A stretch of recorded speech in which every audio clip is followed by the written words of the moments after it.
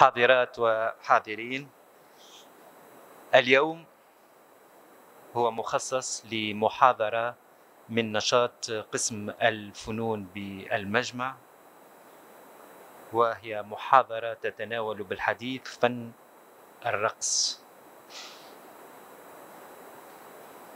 وفي الحقيقة أشعر برهبة وبمشوب بالافتخار لتقديم المحاضرة أو المحاضرة، وهي في الحقيقة أستاذتي وصديقة تقاسمت معها وأتقاسم معها العديد من الأفكار والتوجهات. هي ساكنة أو قاطنة قرطاج، وهي المدافعة عن قرطاج، وأقولها هي صفن بعل الذي لم يتحدث عنها ديون كاسيوس، وسأحاول أن أتحدث عنها وأعرف بها. ونظرا لأن المحاضرة باللغة الفرنسية سأغير خطابي إلى تلك اللغة.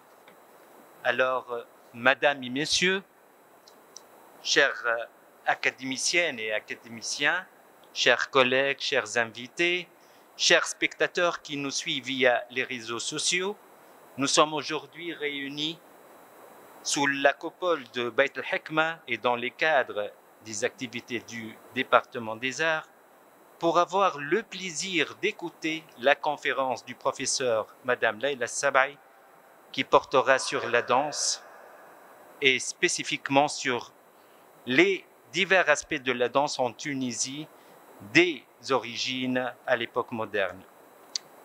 Et avant de lui donner la parole, j'ai l'immense honneur de la présenter. J'avoue que c'est très difficile d'accomplir cette mission, car notre conférencier, comme vous allez le constater, est spécialiste dans plusieurs domaines en même temps.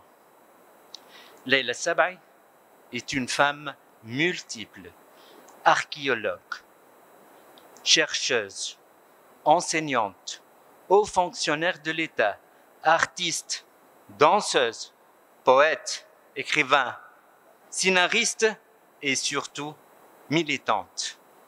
La vérité, je l'ai toujours considérée comme une des icônes majeures de la femme tunisienne intellectuelle.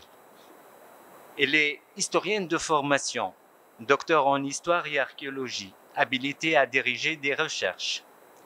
Elle a été directeur de recherche à l'Institut national du patrimoine de Tunis, l'INP, qu'elle a intégré en 1973, spécialiste d'épigraphie latine, une rare spécialité en Tunisie et d'ailleurs partout. Elle a consacré une grande partie de sa carrière scientifique à l'étude de la femme en Afrique à l'époque romaine et surtout à l'histoire de Carthage, thème parmi d'autres qui firent l'objet de nombreuses publications. En 1991, et du fait de sa formation première en danse classique et d'élève résidente à l'école le plus prestigieux de la danse classique, qui est le théâtre Bolchoï de Moscou, entre 1965 et 1967, le ministère de la Culture fait appel à elle pour organiser le secteur de la danse en Tunisie. Elle devient le directeur de la danse et elle sera ainsi à l'origine de l'organisation et la création du Centre national de la danse qu'elle a dirigé jusqu'à 1996, date de sa réintégration à l'IMP. Outre ses nombreuses publications scientifiques et ses travaux de recherche et de fouilles archéologiques dans divers sites antiques tunisiens, elle a mené sa carrière comme responsable de la collection épigraphique latine au sein du musée de Carthage avec M. Nebli, qui est parmi nous aujourd'hui, je le salue. Elle a également contribué à l'organisation de nombreuses expositions, dont la dernière qui a eu un succès fabuleux, Le jeune homme de Byrsa de Carthage en 2010. Layla Sabaï est aussi, écoutez bien, Écrivain et poète, elle a publié 2 recueils de poésie, Shams et Elissa. Elle a été décernée à Tunis le Grand Prix Tahar Haddad de la nouvelle pour son roman Lettre à son ami. Elle est auteure de plusieurs scénarios de documentaires historiques et de livres d'art. Elle a enfin créé un jeu de société original qui s'appelle le Grand Jeu de la course de chars à Carthage et un CD-ROM intitulé Carthage à l'époque punique. En 2004-2010, elle était la présidente de l'ICOM Tunisie. Elle est aujourd'hui présidente de l'association Les Amis de Carthage. Elle lutte pour la préservation de cette prestigieuse cité menacée. Et depuis 2014, elle est membre du conseil administratif du nouveau musée Méditerranée Marseille-France, puis à partir de 2018, membre de son conseil d'orientation scientifique. Elle a obtenu en 2005 le prix Serge Lancel à l'Académie des inscriptions Les Belles Lettres et Belles Lettres de France pour l'étude qu'elle a consacrée à Carthage. Et en octobre 2010, elle a été élevée au grade d'officier des arts et des lettres de la République française. Elle est aujourd'hui membre correspondante de notre académie et nous sommes vraiment ravis qu'elle a adhéré à notre département des arts et non pas les autres départements. Et maintenant, je cède la parole à mon professeur et mon ami Leila Sabaï pour parler de la danse d'après une optique d'une spécialiste qui connaît bien non seulement l'aspect théorique de cet art, mais également sa pratique et son terrain.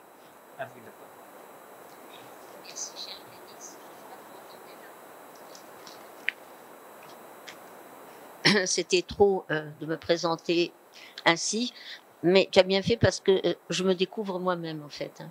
Parce que c'est vrai que quelquefois, avec tout ce que j'ai pu faire, aller d'une matière à l'autre. D'ailleurs, quand j'ai été recrutée ici en tant que membre associé de cette auguste académie, en tant que pour la chorégraphie et l'archéologie, je me suis dit mais je vais faire le grand écart entre les deux parce que et pourtant les choses se retrouvent et les choses se complètent. Il n'y a aucune distinction à faire entre les différentes disciplines et peut-être que j'en suis un peu à l'incarnation, mais vraiment je découvre et merci de m'avoir présenté sous cet angle. Merci. Je laisse alors, bonjour à tout le monde, monsieur le directeur donc du département des arts de l'Académie Beit el-Hakma, madame la directrice de la Bibliothèque nationale, monsieur Ahmejid Denebli, mon cher collègue, ancien directeur et conservateur du site et du musée de Carthage, avec lequel j'ai très longtemps travaillé et qui me plaît ici de saluer et de remercier pour sa présence. Mes chers amis, mes chers collègues surtout, je vais vous parler aujourd'hui d'un domaine qui est un peu marginal, à vrai dire, mais qui est ô combien important et surtout significatif de ce que nous sommes en tant qu'êtres humains. En fait, la danse se situe à l'exacte intersection des deux concepts, ou du concept de nature et de culture, si cher aux philosophes.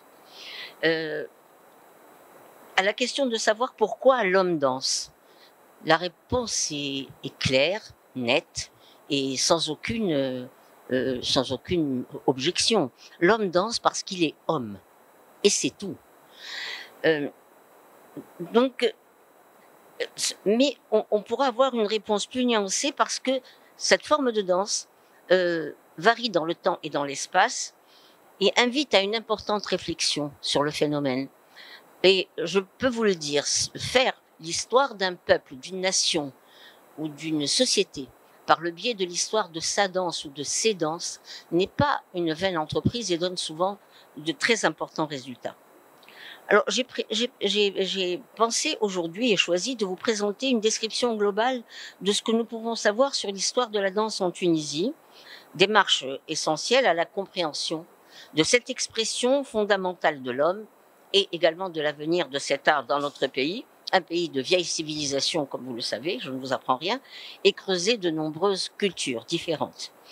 d'abord dans sa dimension méditerranéenne, africaine, sa position entre l'Orient et l'Occident, entre l'Europe et l'Afrique. Tout cela a fait que ce creuset a contribué à donner des choses extrêmement importantes. Alors, on peut qualifier la danse d'art éternel et universel, mais également c'est un art du paradoxe et il fait partie en même temps de ce qu'on appelle le patrimoine immatériel. Alors, cet art éternel et immatériel et universel, pardon, est étroitement lié au destin de l'humanité. Son ancienneté ne fait aucun doute et plusieurs penseurs s'accordent pour y voir le premier de tous les arts. Évidemment, ça peut se discuter, mais quoique ça ne puisse pas trop se discuter, quelquefois on présente la musique comme étant le premier de tous les arts, mais on pourra en parler. Comme le disait Ismail Kadare, donc le grand romancier albanais, la danse est plus ancienne que le tatouage, que le tambour, que les hiéroglyphes ou les caractères cunéiformes. Les Grecs faisaient d'ailleurs remonter cette danse aux origines mêmes de l'univers et le disaient à la fois et on disait qu'elle était à la fois fondamentalement humaine, mais aussi inspirée par les dieux. Sous tous les cieux, donc, et à toutes les époques, l'homme a dansé. Et ce sera toujours pourquoi il a dansé en se servant exclusivement de quoi? De ce qui le fait lui, c'est-à-dire de son corps. Le corps est l'instrument essentiel de cet art. Pour exprimer la danse, on n'a pas besoin d'instruments. C'est le propre corps. Donc c'est pour ça que c'est un art fondamentalement humain. En fait, l'homme utilise son corps donc pour exprimer sa danse. Pourquoi? Parce qu'il est homme. Mais il danse aussi pour échapper à sa condition d'homme, pour devenir un dieu. C'est pourquoi on pourra danser devant les dieux, comme disait Paul Boursier, qui est un des plus grands spécialistes de l'histoire de la danse antique. Mais moi, je dirais que non seulement danser devant les dieux, mais pour devenir soi-même un dieu, c'est-à-dire transcender sa condition humaine, essayer de s'élever, que ce soit avec l'âme, ça on peut le faire à travers les religions, mais également avec le corps. D'ailleurs, ce qui est assez curieux, c'est que en latin, le danseur se dit saltator, la danseuse saltatrix, et ça vient du mot que vous connaissez, le salto, qui est un saut, en fait. En fait, le danseur, c'est celui qui saute, c'est celui qui échappe à l'attraction de la terre et à sa condition humaine. C'est donc un des paradoxes que cet art qui utilise comme instrument principal son corps, mais qui s'exerce pour échapper à son corps. Ça, c'est assez paradoxal. Un second paradoxe, et non des moindres, réside dans le fait que la danse est à la fois l'art le plus complet, puisqu'il englobe l'architecture, la sculpture, la musique, bien sûr, la peinture, mais aussi le plus impalpable, parce qu'il est lié au mouvement. Ce mouvement qui s'exerce de manière fugitive et qu'on ne peut fixer dans le temps. Donc là aussi, c'est un très gros problème. Les spectacles, les documents que nous pouvons interroger, par exemple ceux de l'Antiquité, que vous allez en voir quelques-uns, ce sont des pauses en fait, des pauses qui sont des instantanés du mouvement. Alors, de ce fait, la danse apparaît comme une composante majeure de ce qu'on appelle aujourd'hui le patrimoine immatériel, donc, qui a été défini par une convention de l'UNESCO, mais qui a précisé cette convention que la danse sert surtout de compagne à la musique et qu'elle sert surtout à exprimer un sentiment ou un état d'âme, etc. Ce qui, évidemment, n'est pas tout à fait complet. La danse, c'est bien autre chose. Et la présenter au mieux comme un art secondaire est une erreur d'interprétation qu'il serait bon de réajuster. Alors, bon, ça, c'est pas la peine de... Je voudrais aller assez vite pour que nous puissions avoir quand même un petit débat pour ceux que ça pourrait intéresser. Alors, quelques données sur les méthodes d'investigation. On va parler de la danse maintenant dans l'époque antique. Décrire et parler de la danse à travers les âges est extrêmement complexe. Ce n'est pas facile, parce que à cause de ce que je vous ai dit tout à l'heure, que les documents que nous avons ont fixé une pause ou un moment de la danse, mais pas la danse elle-même. Alors, pour les temps anciens, les limites de notre étude, les limites de notre connaissance plutôt, sont les limites de la documentation. Une documentation surtout iconographique, qui sera toujours difficilement exploitable pour les raisons que je viens de vous exposer. Tout nous invite donc à examiner scrupuleusement et avec un regard certain les documents. Et d'ailleurs, moi, j'ai eu la grande surprise, de par ma formation et ma qualité d'archéologue et d'historienne, m'était arrivé d'aller très souvent dans les musées pour regarder les collections, pour prendre des documents, etc. Mais je n'ai jamais regardé les documents avec un œil de quelqu'un qui cherche à trouver de la danse quelque part. Sauf quand je me suis intéressée à ce problème. Et là, en rentrant dans les musées, je commençais à m'apercevoir que la danse était presque partout. Et on en voit presque à tous les niveaux. Et de la musique aussi, hein. D'ailleurs, Anis doit s'en souvenir. Les musées s'étaient mis à vibrer. Ils dansaient et ils chantaient. Et parce que nos ancêtres nous ont laissé absolument, nous ont transmis en quelque sorte ces arts. Mais il faut savoir qu'on ne trouve que ce qu'on cherche. Et quand on a un œil exercé, et il faut un œil exercé, donc un œil de quelqu'un qui sait un peu de quoi il parle et de quoi il en retourne, si j'ose dire. Alors, tous les documents que l'on peut avoir doivent également être replacés dans leur contexte archéologique, culturel, social, etc. Et être confrontés à d'autres documents, notamment la littérature, qui reste également quelque chose d'essentiel. Mais la littérature va vous décrire quelque chose que les documents iconographiques vous montrent. Hein. Ça n'est pas du tout le même genre de document, ni le même genre d'information. Alors, la danse existe depuis que l'homme existe.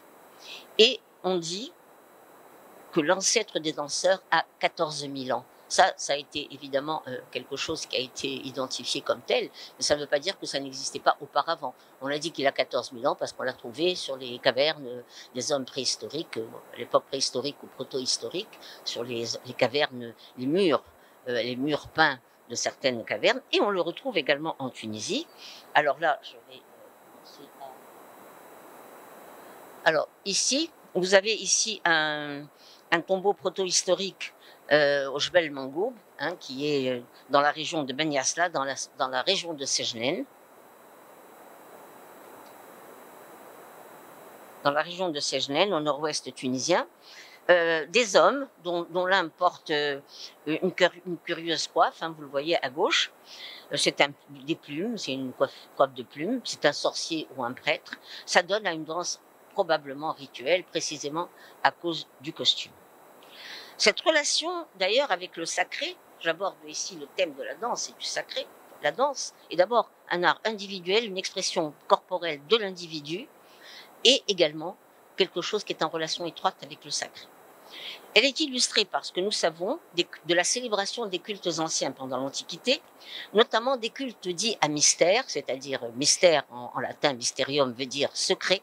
C'est les cultes aux divinités qui étaient des cultes secrets et qui n'étaient accessibles qu'à certains initiés. Pas à tout le grand peuple pouvait assister à certaines manifestations, mais la connaissance du culte et des rites qui étaient attachés était évidemment divulgué qu'à une certaine catégorie de la population, les gens qui étaient initiés à ce culte. Et que l'on retrouve dans le culte notamment de Cérès, surtout en Afrique, vous connaissez la déesse Cérès, Cérès qui est une grande divinité agraire, surtout dans les cultes agraires, hein, la danse est extrêmement représentée dans les cultes agraires, et notamment par deux types de danses qui sont à la fois des danses funèbres et des danses de joie et de liesse, qui correspondent en fait à la nature.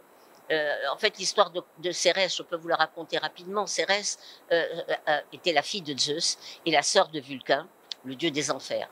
Et elle avait une fille qui s'appelle Corée, et sa fille a été enlevée par Vulcain, qui est donc l'oncle de la fille, mais son frère à elle, pour aller aux enfers avec lui. Et Cérès a cherché sa fille désespérément à travers tout l'univers. Et elle ne l'a pas trouvée.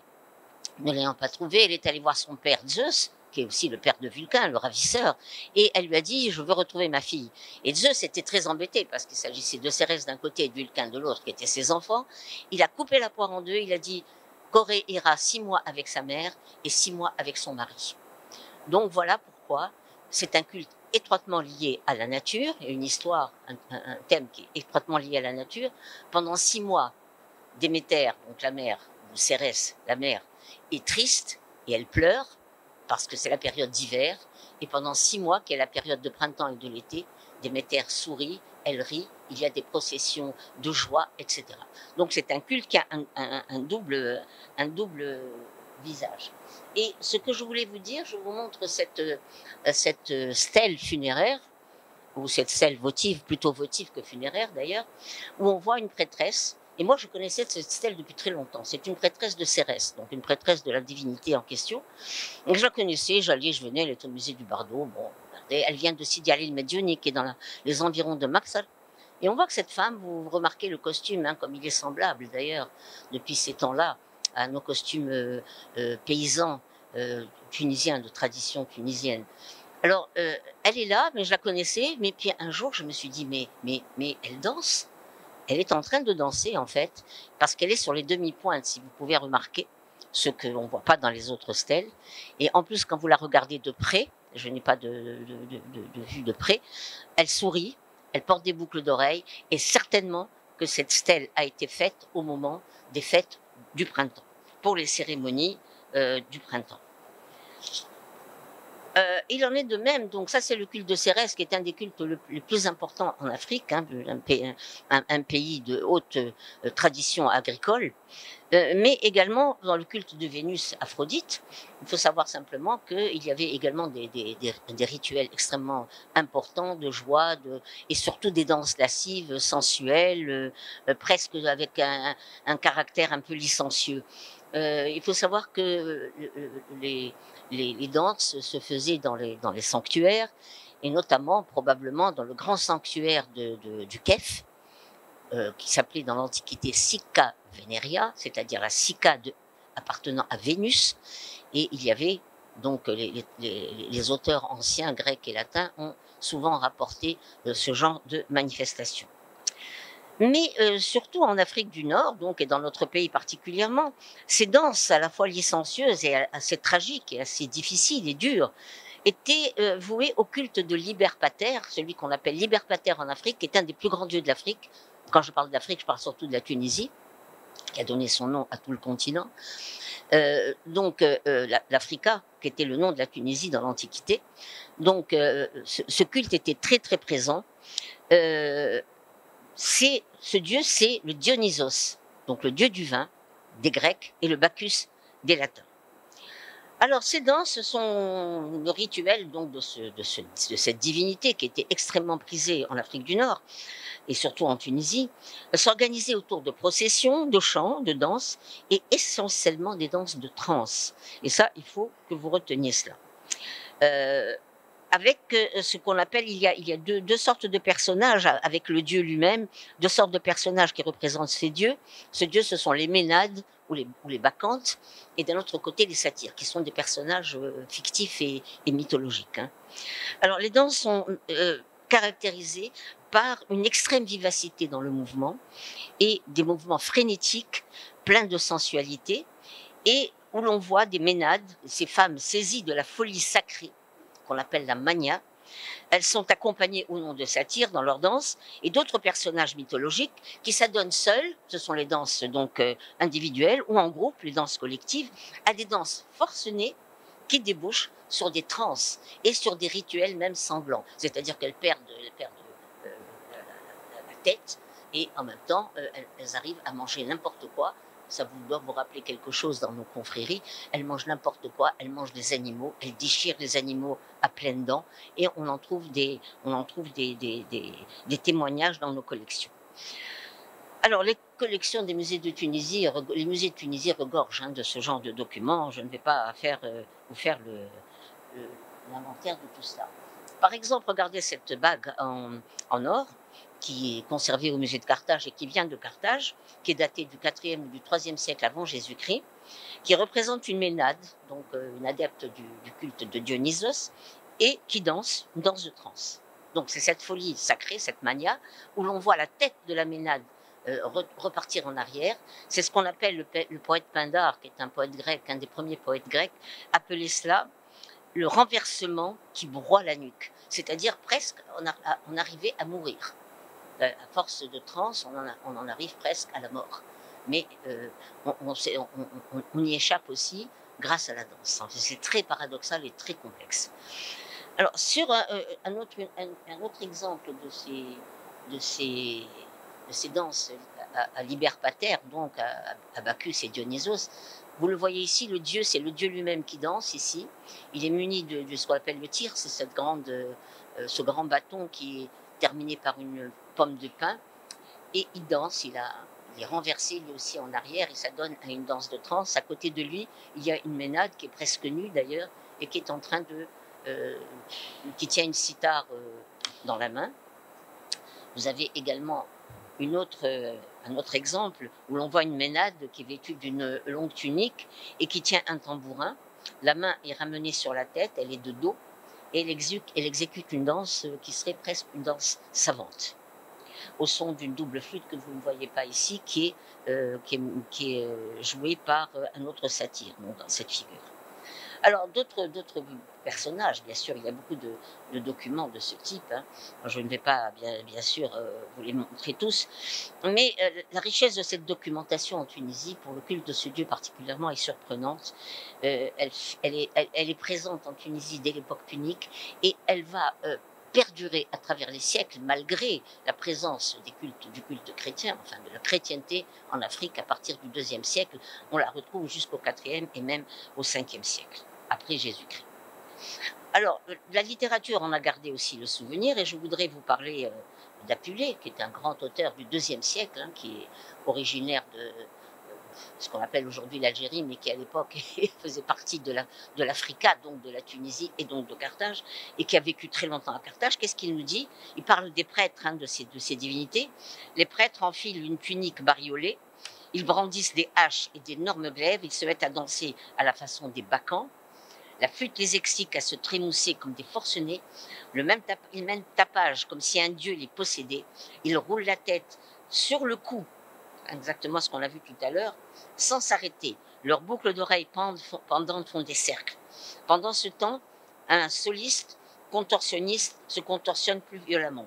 Du fond de sa poitrine, il tire des halètements rapides. Il veut faire croire que son être est envahi par le dieu et il simule une folie sacrée. Et il se met à prophétiser. Ça va vous rappeler que dans les danses de trance en Tunisie, à la fin de la transe, la personne qui se jette par terre et qui saisit de la folie peut se mettre aussi à prophétiser et à dire l'avenir ou à vous raconter votre histoire ou votre avenir. Alors ce rapport à sacré, bien sûr, est maintenu et très important à l'époque punique. Il y avait d'ailleurs en Phénicie un dieu de la danse. On a retrouvé une inscription qui mentionne cela très, très, très précisément, à côté de Beyrouth, un dieu qui s'appelait Baal Marqad. Donc c'est un dieu qu'on a identifié comme étant un dieu de la danse. Et donc cette danse avec le sacré, donc avec le rituel des cultes, est très importante, mais on la trouve aussi dans le domaine funéraire, plutôt que funèbre, dans le domaine funéraire, et on le sait, grâce aux instruments, par exemple aux instruments de musique et aux instruments qui accompagnaient les danses, comme ceux que vous voyez ici. Vous voyez des castagnettes et des espèces de sonnettes que l'on trouve dans les tombes et qui impliquaient en fait qu'il y avait des cérémonies rituelles de musique et de danse pendant les cérémonies funèbres. Donc on sait que l'art carthaginois, qui avait intégré donc des formes venues de différents pays méditerranéens, a associé l'iconographie dans le rapport au sacré et également dans le monde funéraire. Alors cette danse, qui s'associait à toutes les cérémonies religieuses et sociales, faisait partie aussi du bagage culturel des gens. Et sophonisme, que les auteurs grecs ont décrit, son histoire a inspiré beaucoup de poètes et d'écrivains grecs. La fille d'Asdrubal, la grande sophonisme, était dans ce cas. Et son exemple en témoigne. Elle avait reçu une éducation complète où la danse tenait une très grande place. Alors, à l'époque romaine, on va un petit peu aller avancer. À l'époque romaine, sacré et funéraire se maintiennent, et civil. Mais il y a, pour la première fois, il y a un glissement, un abandon progressif, mais pas un abandon de la part de la population elle-même, et un glissement du sacré vers autre chose. Et là, ça va vous rappeler quelque chose aussi. Dans sa dimension purement religieuse, Elle semble donc, la danse, avoir subi un tournant décisif à l'époque romaine. Comme disait Paul Boursier, encore lui, le génie romain n'est pas orchestique, c'est-à-dire il n'a rien à voir avec la danse. Les Romains n'avaient pas le goût ni le sens d'un appel aux dieux par les élans du corps. Il n'en demeure pas moins que l'iconographie continue de véhiculer une importante imagerie dionysiaque, donc relatif au culte de Dionysos. Et de nombreux de modèles relatifs à ce culte en témoignent. Ainsi, par exemple, cette magnifique... Alors là, non, pardon, je reviens 2 secondes en arrière. C'est simplement pour vous montrer que dans les tombes phéniciennes, puniques, de la colline de Sainte-Monique à Carthage, on a trouvé ce qu'on appelle des ménades, donc c'est-à-dire les adeptes dans des tombes. On les trouve, elles sont représentées comme un renouveau de la nature. En fait, c'est une forme de résurrection que l'on apporte aux morts par le culte de Dionysos. Donc c'est la vie et la mort à travers la danse. Et ça, ce sont les ménades qu'on a trouvés dans des tombeaux en ivoire, qu'on a trouvés, il y en a 4 en fait en tout, qui sont conservés au musée de Carthage et qu'on a retrouvés dans les tombes carthaginoises. Également, je crois. Alors là, j'en arrive donc à l'époque romaine. Vous voyez cette magnifique mosaïque qui vient d'un cubiculum, c'est-à-dire une chambre à coucher d'ailleurs, d'une grande maison patricienne de Sousse, d'Adrumète, donc de Sousse, qui présente à travers une très savante présentation, très savante composition, plusieurs scènes de danse lascive exécutées par des ménades. Donc il faudrait voir chaque tableau, hein, parce qu'il y a énormément de pas de danse que l'on peut même identifier, énormément de pas de danse exécutés en duo entre les ménades et les satyres, et qui, comme on le sait sur le plan archéologique, proviennent d'une chambre à coucher. Alors, le cortège dionysaque aussi, là on voit le cortège du dieu. Le dieu est sur son char, il est tiré par des tigres. Vous voyez, c'est tout ça, c'est la légende du dieu. Et vous voyez à côté de ce cortège une bacchante, là vous la voyez, elle est à pied, elle est presque sur les demi-pointes, elle suit le cortège, qui est lui-même devancé par un satyre. Vous le voyez, ce personnage mi-homme, mi-animal. Et la bacchante, elle danse, hein. Elle a un tierce, donc cette espèce de grand bâton qui est l'apanage du dieu lui-même. Elle a le bras levé, et elle a le corps un petit peu en arrière, et elle avance allègrement sur la demi-pointe. Elle danse en fait. Alors, celle-là provient plutôt d'Elgem. Elle est au musée d'Elgem, vous pouvez la voir. Elle a été trouvée à Elgem. Et vous avez ici un très beau bas-relief qui présente 2 ménades en train de danser, avec toujours la tête en arrière. Et vous voyez qu'elles tiennent à elles deux moitiés de chevreau, en fait, en quelque sorte. Elles en sont dans leur mania, dans leur danse sacrée. Elles ont coupé l'animal en 2 et elles vont probablement le manger tout cru, hein, comme ça. Elle provient de Tuberbomagus, des termes de Tuberbomagus. Alors, en dehors de cet aspect mystique et religieux qui continue, hein, il ne s'est jamais arrêté, et qui va se produire, je vous l'ai dit tout à l'heure, jusqu'à une époque très tardive. Je m'excuse, je voulais vous parler aussi, toujours à l'époque romaine, également, comme à l'époque punique aussi, de la continuité aussi d'associer la danse au monde funèbre et au monde donc, de mort, comme en témoigne cette épitaphe, hein, qui est conservée au musée du Bardo, et sur laquelle c'est un cible votif. Hein. Vous voyez, il y a une femme qui est sur un autel, elle tient dans la main un tambourin, sa jambe gauche est dénudée, probablement elle danse. Est-ce que c'est une prêtresse? Est-ce que c'est le défunt ou l'épouse du défunt? Et ce qui est intéressant, c'est que, vous voyez, son pied droit est posé sur ce qu'on appelle un scabilum. Scabilum, c'est une sorte de chaussure à double comment dirais-je, empreinte en fer, ou en métal en tout cas, qui permet de scander la mesure. Hein, c'est pour le rythme et la mesure. Elle danse et elle joue probablement du tambourin. Donc ça, c'est le monde aussi funéraire, exactement le même thème qu'à l'époque punique, où on est à la fois dans le sacré, l'invocation des dieux, mais également dans le funéraire, parce qu'il y a toujours cette résurrection grâce à la danse ou avec l'aide de la danse. Hein. Il n'y a pas de mort, on est en train, bon, c'est le destin de l'humanité de savoir qu'on vit et qu'on meurt. Eh bien, on essaye d'échapper à sa condition d'homme et on essaye aussi de renaître. Donc c'est la naissance, la résurrection, la mort, la naissance, la résurrection, la mort. C'est un cycle que l'on retrouve continuellement. Alors, d'autre part, bon, ça je voulais montrer, ça c'est bon. Alors, je voulais vous dire que pendant l'époque romaine, il y a ce qu'on appelle l'érosion du sacré. C'est-à-dire que ce qui est sacralité tend à se déliter, parce que la danse devient autre chose à ce moment-là. Elle devient divertissement, elle devient spectacle, et c'est la danse pour le plaisir. Alors, le plaisir d'abord personnel, le plaisir dans la sphère de la famille, mais également le plaisir au sein de la société. Ça devient aussi un phénomène social et un phénomène de spectacle.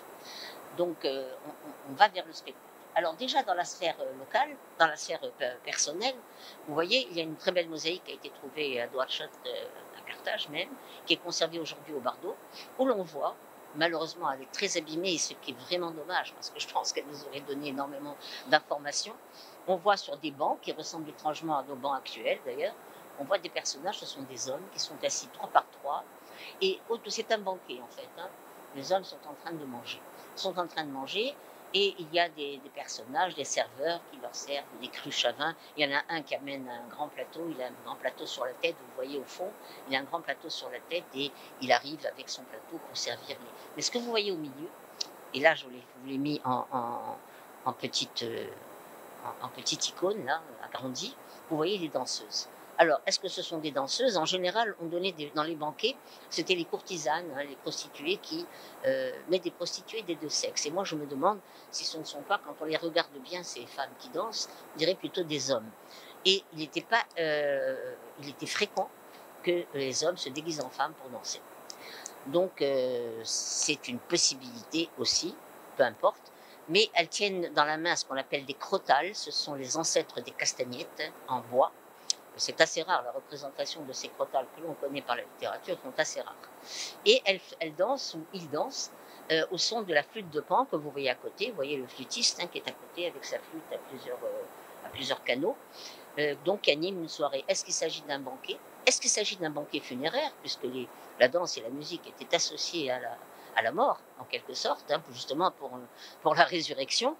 Ou est-ce que c'était simplement une réunion entre gens du même bord, ou de la même catégorie sociale? Bon, on ne peut pas aller plus loin pour l'explication.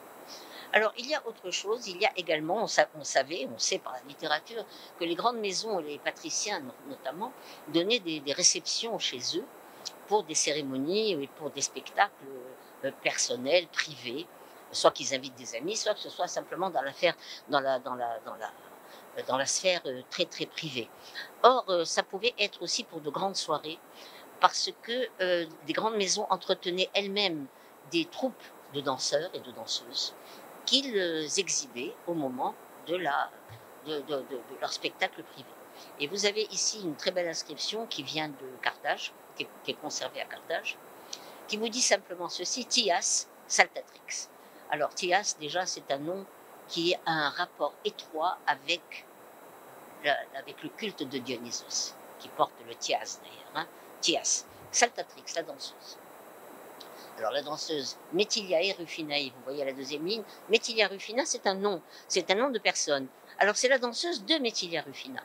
Et Metilia Rufina, c'est un très grand personnage, connu par la littérature, connu par d'autres inscriptions, une très grande dame, qui possédait des terres en Afrique, qui était romaine à l'origine, et qui très probablement avait une très grande maison ici à Carthage. Et donc, Thias, la danseuse de Metilia Rufina, a vécu, Vixit, vous voyez à la ligne 3, à Nice 14. Elle a vécu 14 ans, c'est beaucoup petite. Donc elle est morte jeune. Et ça nous ramène à un autre danseur qui s'appelle Septentrio, qui a été trouvé en Gaule, lui. Et que dit son épitaphe? Il dit, le pauvre Septentrio, il s'est présenté plusieurs fois au théâtre et il a plu. C'est-à-dire il a vraiment eu du succès. Il est mort à 12 ans. Tout ça pour vous dire que la danse s'apprend jeune et tôt. Hein, voilà des danseurs qui ont commencé à danser très jeunes et très tôt.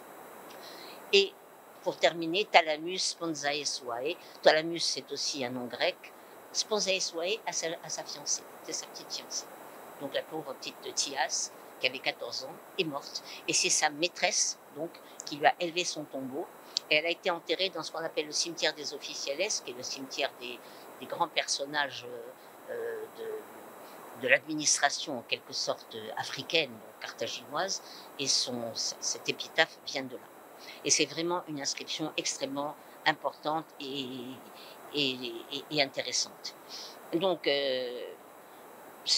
on voit que tout cela, on sait que les grandes maisons, que je vous ai montré tout à l'heure, c'est peut-être aussi une grande maison, étaient animées par des troupes de danseurs et de musiciens professionnels, ou par des esclaves, c'est le cas ici, hein. Ces personnages, ce sont des esclaves, qui étaient rattachés à la maison du maître, et on le voit bien, là, étaient rattachés à la maison de Metilia Rufina. Alors, on pense à une scène analogue aussi, hein, c'est cette scène d'une peinture qui vient de Sousse aussi, de la Drumette, qui était peinte donc par Yetal, qui était peinte sur le mur, et où on voit également une danseuse avec des voiles vaporeux, hein, qui est en train de danser. Elle est sur la demi-pointe elle aussi, donc c'est un truc de danse, hein, il faut avoir l'œil exercé pour le savoir. Elle danse sur la demi-pointe et elle avance également dans... Est-ce qu'elle était rattachée à quelque chose ou est-ce que ça provient d'un... Le contexte archéologique, vous voyez pourquoi le contexte archéologique est toujours très important. Ça vient, je pense, d'une maison et non pas comment dirais-je, d'un sanctuaire. Donc, il est possible que ce soit également une danseuse rattachée à une maison privée. Alors, toujours le paradoxe, hein, parce que, pour la danse, parce que cet art est exercé par des esclaves, des travestis ou des prostituées, mais cependant, il est paradoxalement considéré par l'empereur Auguste comme l'exercice naturel de toute personne bien élevée. C'est-à-dire que quand on est bien élevé, on fait partie d'une grande maison, eh bien, on apprend la danse. C'est très important. Alors, parallèlement à ces manifestations privées, on assiste à cette époque à l'apparition d'un type de spectacle typiquement romain, c'est la pantomime, une sorte de ballet savant, hein, qui a été extrêmement important et qui a connu un succès considérable dans le monde romain. Pourquoi? Parce que c'était des ballets que l'on donnait en spectacle et qui n'avaient pas besoin, parce que c'était fondé sur le mime, comme son nom l'indique, c'est fondé sur le mime dont on n'avait pas besoin de parler. Et pour l'Empire romain, c'était très important, parce que transférer par exemple des pièces de théâtre était compliqué parce que les gens ne parlaient pas la même langue entre l'Orient et l'Occident, entre le Maroc d'un côté et l'Orient de l'autre, ou la Grèce, ne parlaient pas la même langue. Or, la danse, dont on a dit qu'on la comprend, même si on ne la connaît pas, était un art, et justement la pantomime, un art extrêmement important pour comprendre, se comprendre et se faire comprendre auprès du public. Et il n'y a qu'à se penser au nombre considérable de théâtres en Afrique du Nord et en Tunisie pour comprendre donc que ces manifestations de spectacles vivants étaient importants et appréciés. C'est ce qu'on appelait les ludis seiniki, c'est-à-dire les jeux de scène étaient extrêmement importants. Il y avait évidemment le théâtre, mais il y avait aussi la musique et la danse.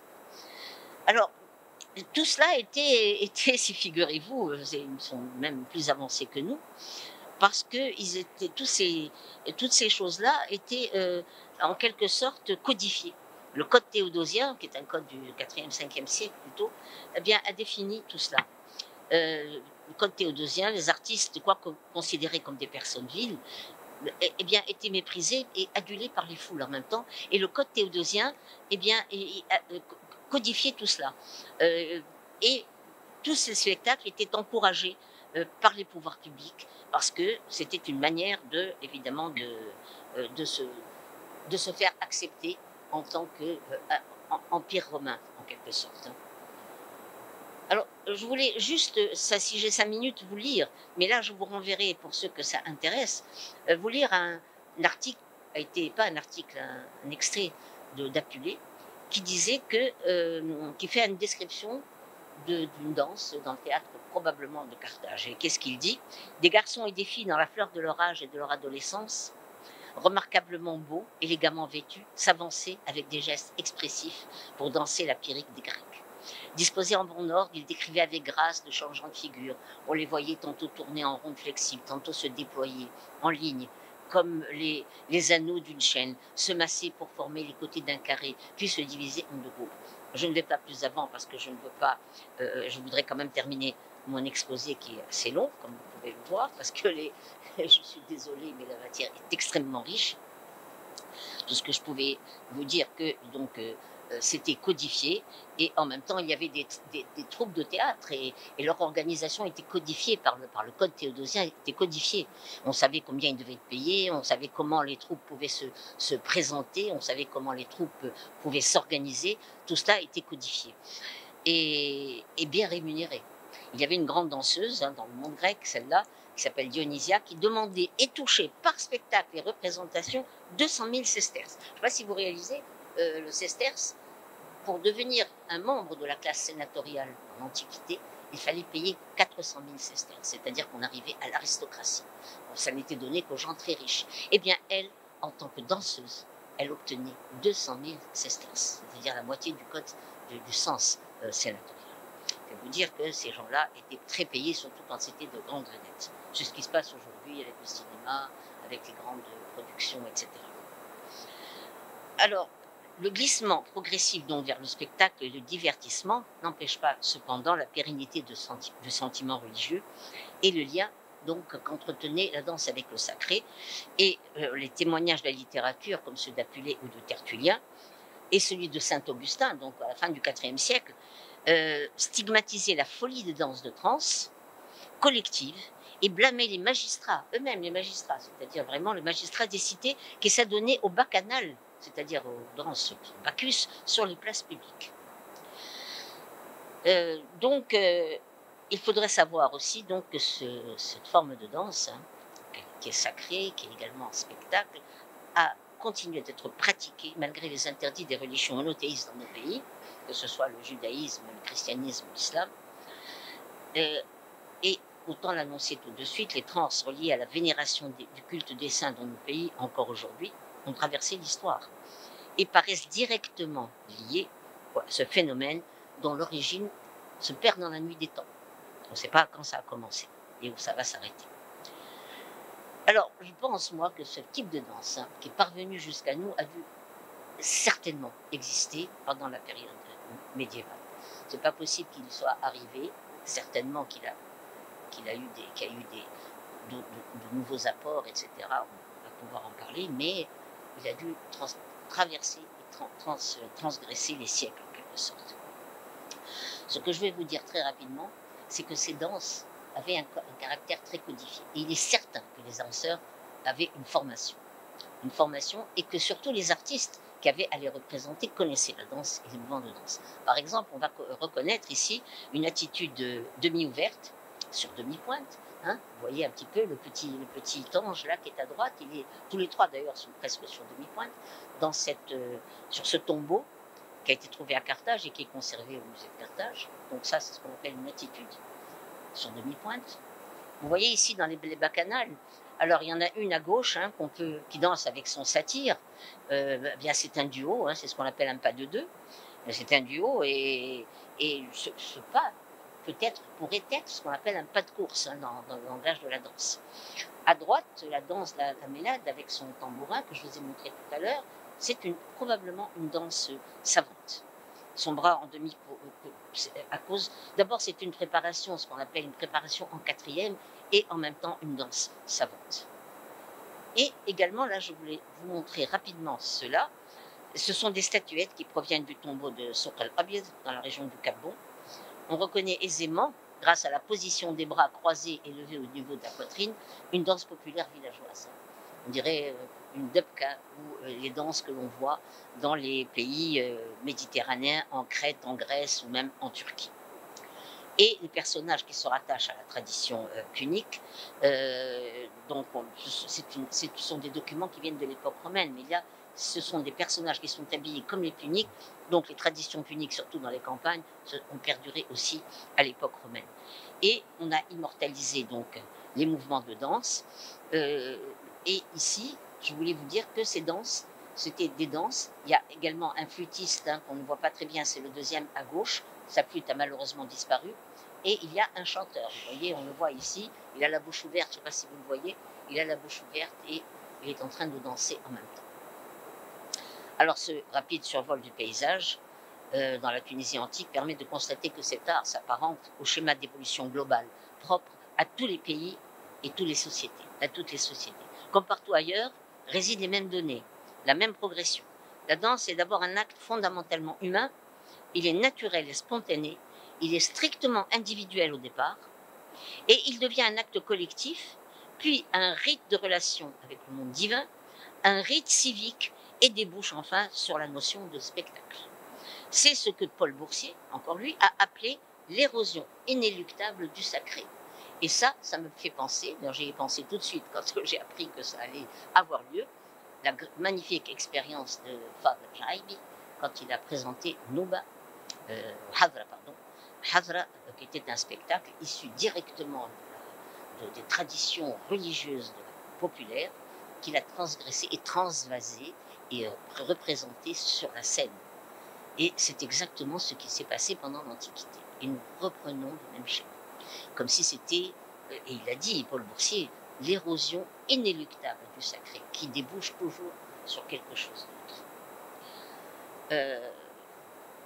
Maintenant, je voudrais, si on a encore 10 minutes, si c'est mieux. Pour l'évolution en Tunisie, je veux parler de la danse traditionnelle. Je veux vous dire d'abord que je suis évidemment très impressionnée et très habitée par la danse traditionnelle de notre pays. Je l'ai toujours été, et bien qu'ayant suivi moi-même un parcours plutôt classique, parce que j'ai fait la danse classique, je suis extrêmement rattachée à cette forme qui est véritablement l'âme de la Tunisie. C'est notre histoire du plus profond et du plus loin que nous puissions regarder derrière nous, c'est ce qui nous fait.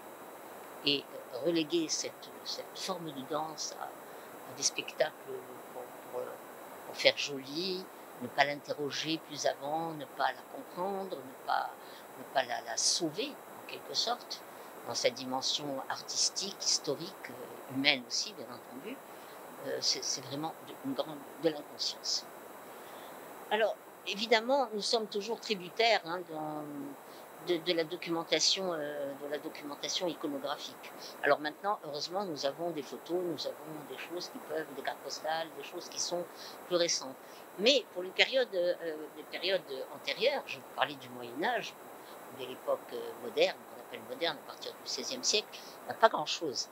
Et je me suis demandé s'il n'y avait pas, puisque Madame la directrice de la Bibliothèque nationale est là, de se demander s'il n'y aurait pas éventuellement des manuscrits anciens qui parlent au moins de la danse, même s'ils ne la représentent pas, mais au moins qui en parlent. Il y aurait peut-être une étude à faire sur ces manuscrits ou à demander à un étudiant de chercher, parce que évidemment l'iconographie pour l'époque médiévale dans d'autres pays, et là c'est même l'époque moderne, est absente. Alors le schéma global de cette danse, je suis donc pour ce que je vais vous dire maintenant en quelques mots, je suis tributaire, parce que je ne prétends pas du tout, comme pour l'Antiquité, avoir autorité pour parler dans ce domaine, et peut-être que je ferai des erreurs. Mais je suis tributaire d'un très beau livre qui a été écrit par Jamila Chabra et Christian Pochet, Les danses dans le monde arabe ou l'héritage des Almés, et surtout le texte de la très bonne étude de Hasti Selem.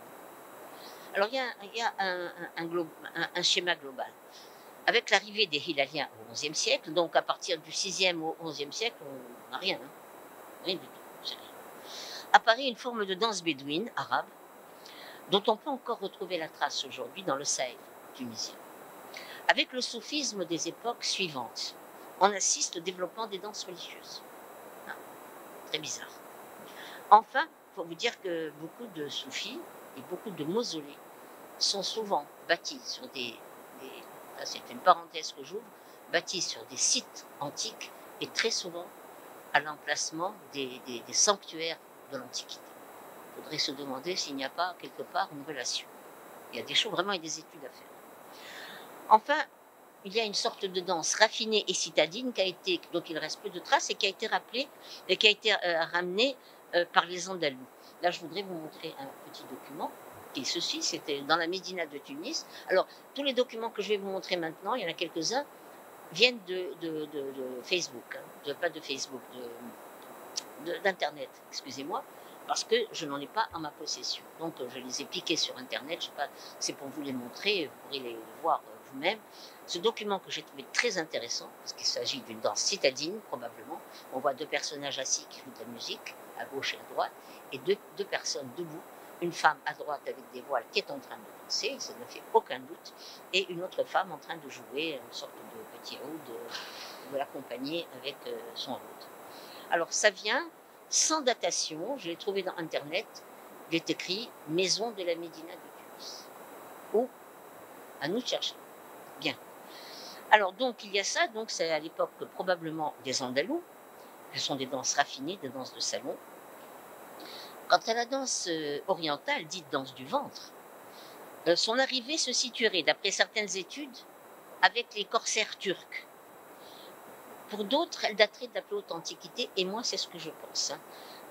Comme danse de fécondité, danse rituelle, les rites primordiaux de l'Orient, qui ont existé dans notre pays. Je vous ai parlé tout à l'heure du sanctuaire de Sika Veneria, donc du Kef, où on dansait en l'honneur de Vénus, des danses très sensuelles. Donc ça, moi, à mon avis, ça vient de là. Mais le débat est ouvert, bien entendu. Alors, quelques exemples de danse en Tunisie. On en recense de grands thèmes. Il y a les danses profanes. Alors, je passe très rapidement sur les occasions de réjouissance, les Hawed, les Sana, etc. Profane ou sacrée, la danse du ventre, d'abord, qui symbolise la fertilité et la naissance. C'est un symbole puissant qui fait du ventre le lieu sacré de la vie. Et c'est sans doute cette puissance et cette force qui fait que cette danse a pu survivre à tous les interdits religieux imposés successivement par les trois religions monothéistes, c'est ce que j'ai dit tout à l'heure. Il faut dire qu'aujourd'hui, cette danse, dans le berceau, enfin pas le berceau, mais la représentation la plus importante se trouve être l'Égypte, est menacée en Égypte.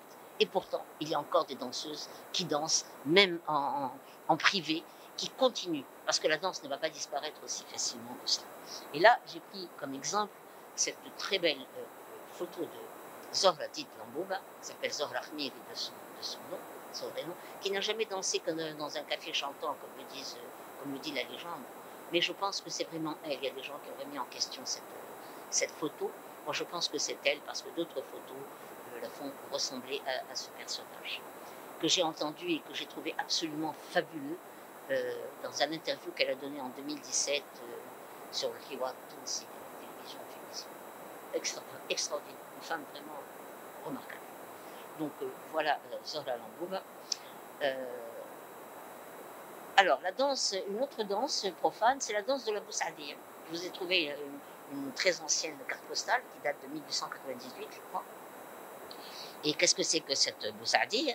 La Boussadia, c'est la danse africaine, qui est exécutée par un danseur noir, comme vous le savez, affublé d'un costume particulier, et une sorte avec des cymbales très très bruyantes qui parcouraient toutes les rues, un personnage mi-clown, mi-saltimbanque, qui fait des mimiques dans les rues, sur les places et au cours de certaines fêtes. Notons hélas sa disparition. Moi je l'ai connue dans mon enfance. J'avais une pomme bleue de cette Boussadia d'ailleurs. La disparition de sa sphère publique dans les années 60 et 70, une disparition voulue et programmée par l'autorité.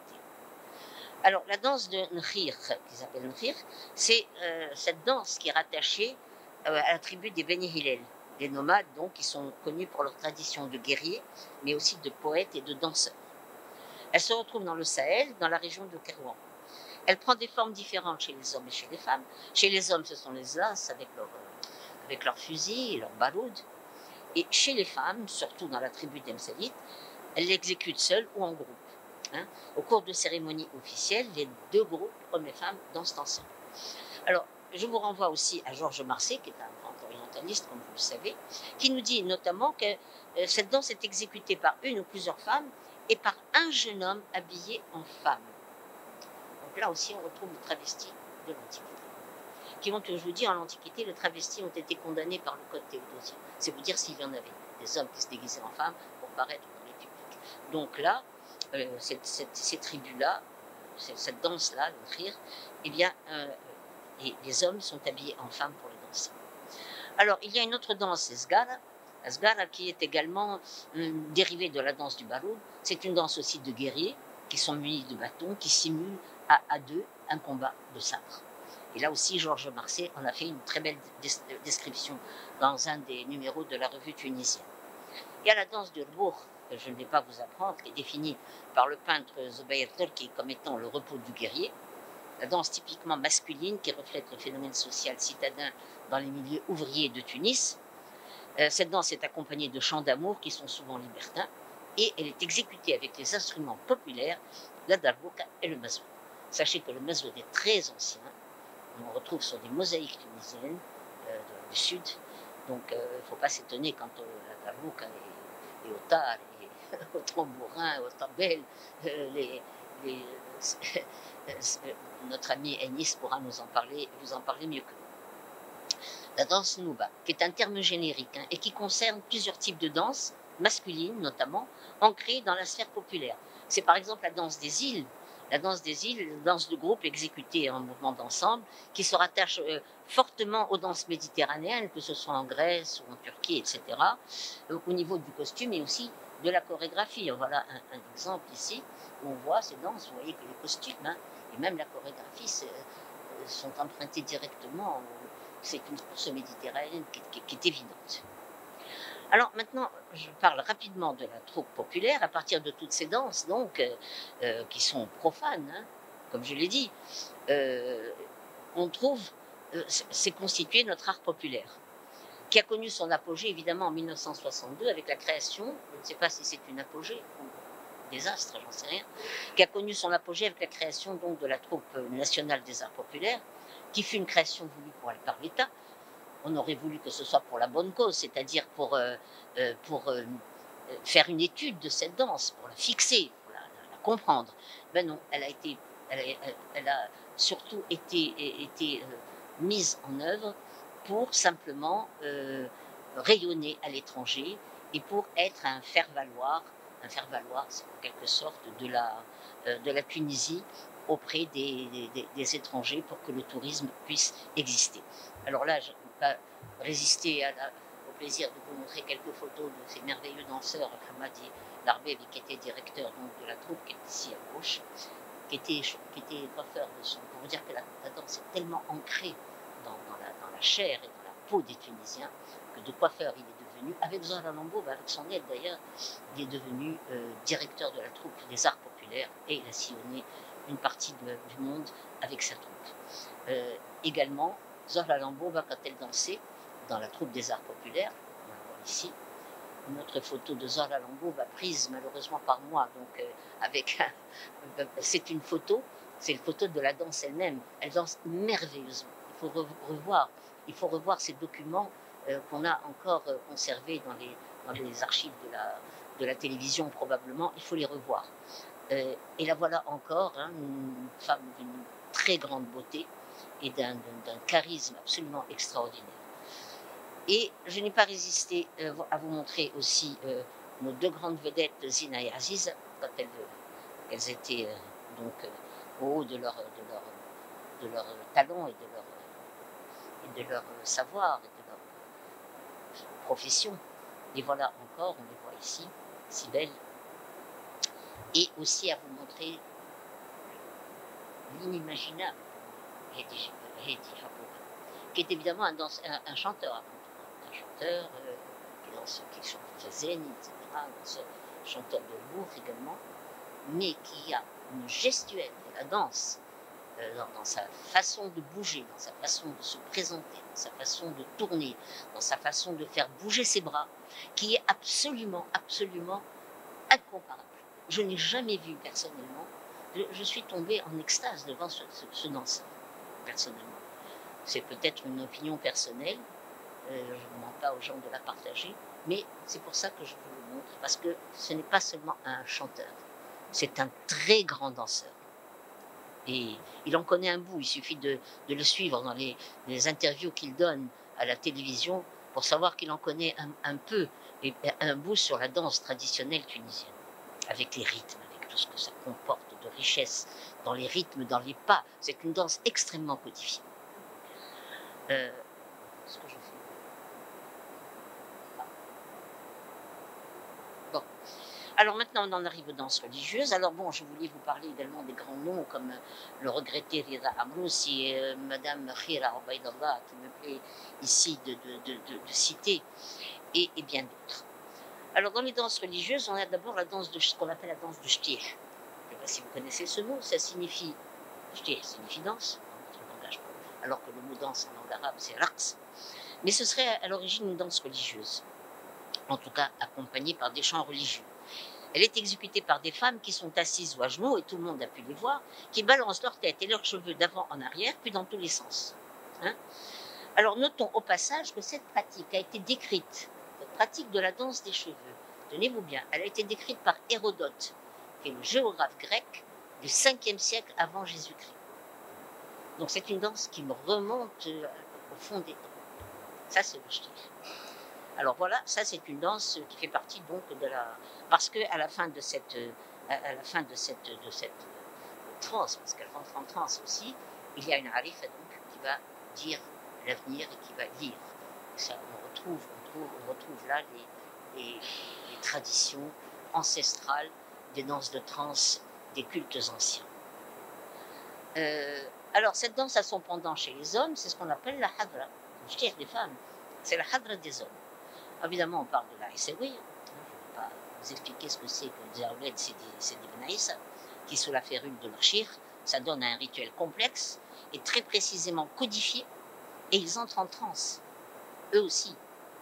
Alors, toutes les confréries en Tunisie, que ce soit Qadriya, Chadliya, Tijaniya, pour les femmes, ça donne à ces pratiques, à ces hadra, qui sont sensiblement équivalentes.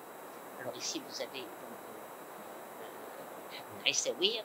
J'ai pris volontairement une image ancienne, pour vous montrer que dans l'amphithéâtre d'El Jem, en plus ils ont trouvé un endroit antique pour faire leur hadra, et ils sont là, vous voyez qu'ils rentrent en transe, ils tombent par terre, ils vont manger du verre, ils vont manger je ne sais quoi.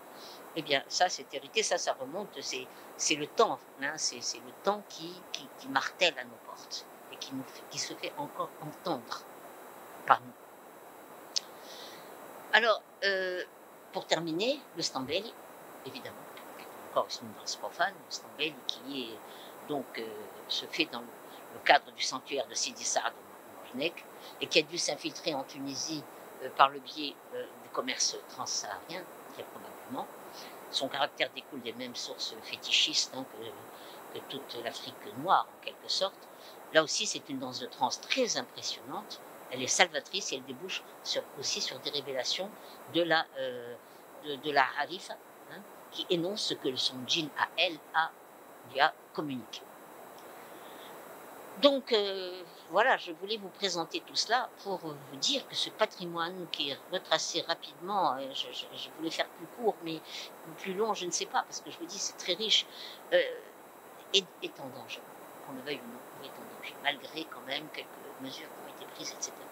La situation n'est pas nouvelle, elle date des années 60, quand la volonté politique tendait à faire disparaître certaines formes de danse. Je parle à l'expression de la Boussardi, je pense aussi même à la façon qu'ils ont eue d'avoir une certaine méfiance à l'égard des danses religieuses ou des rituels des mausolées, qui étaient considérés comme rétrogrades ou avilissants, que sais-je.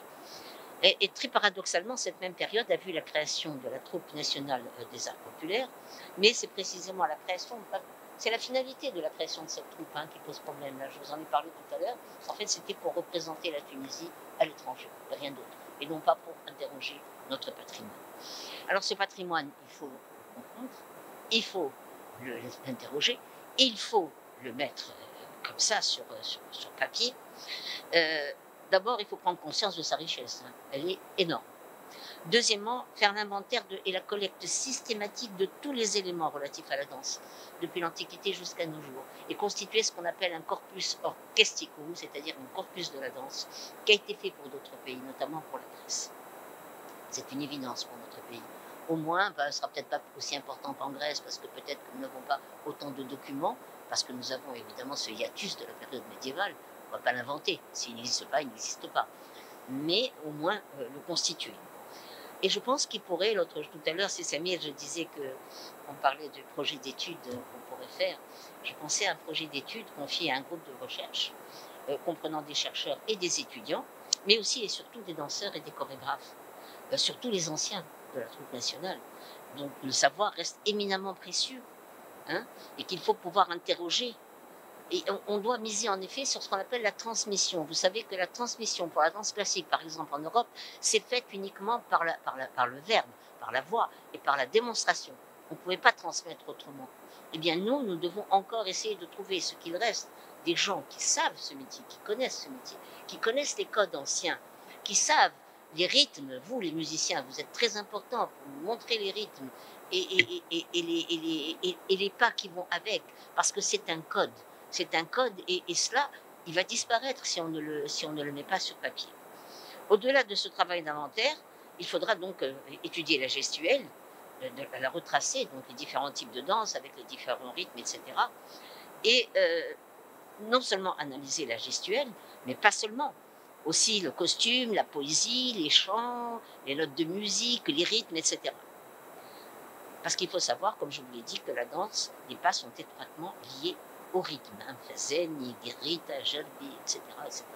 Il y en a toute une catégorie, je ne vais pas rentrer dans les détails. Et c'était, pour terminer, je vais terminer juste sur quelques phrases, c'était l'important projet que se proposait de réaliser le département de la recherche que j'avais institué donc au Centre national de la danse entre 92 et 97, et c'est là que si Mahmoud Oktat, qui est présent, que je vois toujours avec grand plaisir, pourra témoigner. Nous avons eu des relations de réunion pour mettre au point cette formule pour une recherche entre la musique et la danse, pour la danse traditionnelle, qui sont indissociables et qu'il faudrait, à mon avis, reprendre.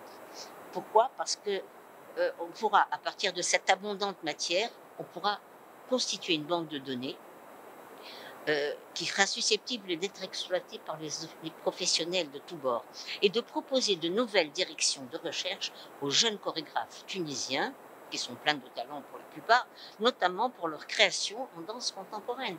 Moi, quand je dirigeais le Boj Bakouche, donc le Centre national, je me suis toujours posé la question de savoir comment les Tunisiens allaient danser. Qu'est-ce qu'ils allaient proposer? La danse traditionnelle, elle était en train de partir de se déliter dans un peu du n'importe quoi, mais heureusement qu'elle existe de toute façon. Ils allaient danser le classique, Roméo et Juliette, ou le Lac des Cygnes, comme à l'Opéra de Paris. Non, la danse contemporaine tunisienne, elle devait connaître ce patrimoine extraordinaire que nous avons pour pouvoir faire des créations.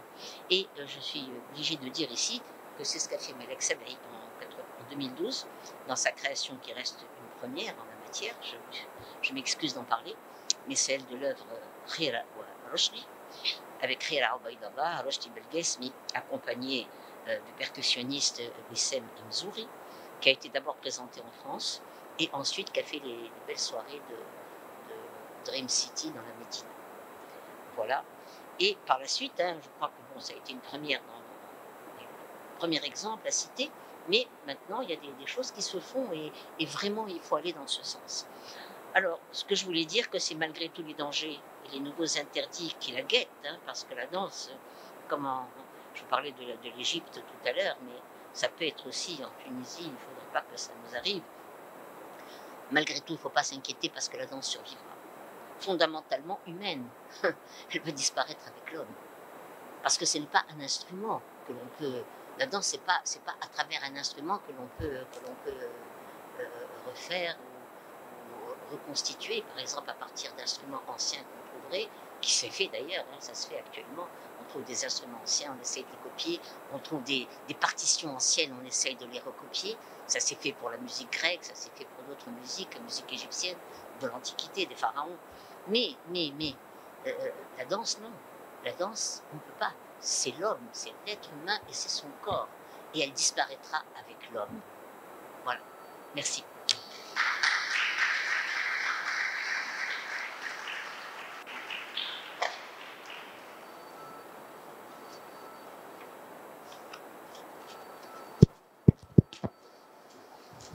Merci beaucoup pour cette conférence et